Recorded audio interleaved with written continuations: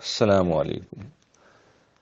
رسول اللہ صلی اللہ علیہ وسلم سے پہلے حضرات انبیاء علیہ السلام خدا کا پیغام لے کر جب آتے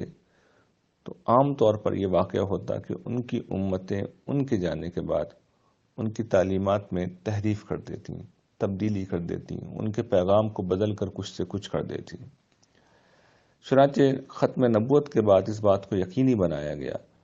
کہ رسول اللہ صلی اللہ علیہ وسلم کے دین کو، آپ کی لائی ہوئی تعلیمات کو محفوظ کرنے کا اہتمام کیا جائے۔ چنانچہ اسی کا نتیجہ ہے کہ دین اسلام کی تعلیمات میں اب نہ تبدیلی کی جا سکتی ہے، نہ تحریف کی جا سکتی ہے،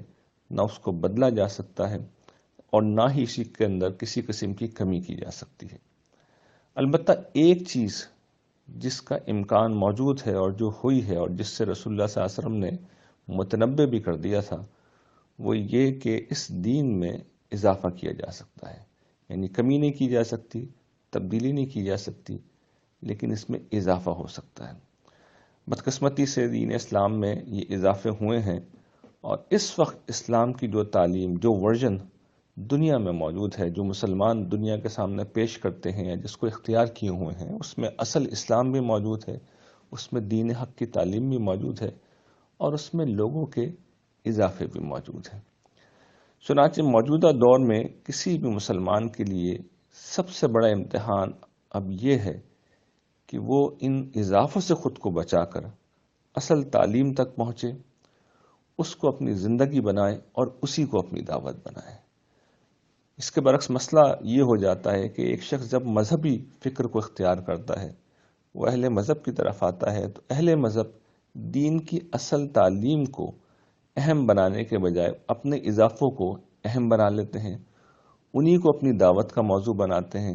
اور اسی کی بنا پر فرقہ بندی اور مذہبی منافرت جیسے مسائل پیدا ہوتے ہیں۔ تو یہ اصول سمجھ لینا چاہیے ہمیں کہ میری اور آپ کی زندگی میں ایک بنیادی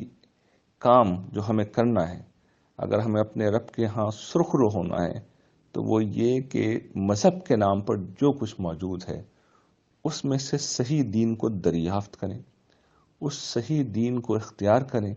اور اس کی دعوت کو دوسروں تک پہنچائیں۔ اور یہ بات بھی سمجھ لیجئے کہ اللہ تعالیٰ نے اگر یہ اہتمام کیا ہے کہ دین کی تعلیمات کو محفوظ کیا جائے، تو دوسرا اہتمام انہوں نے یہ بھی کیا ہے کہ ہر دور میں کچھ نہ کچھ لوگ وہ پیدا کرتے رہتے ہیں تو اس صحیح دین کو لوگوں تک پہنچائیں، جو ہر طرح کے اضافوں سے، ہر طرح کی ان انسانی آمیزش سے جو لوگوں نے کی ہیں، ان سے بچا کر صحیح دین کو لوگوں کے سامنے پیش کر رہے ہوں، صحیح دین کو انسانیت کے سامنے پیش کر رہے ہوں۔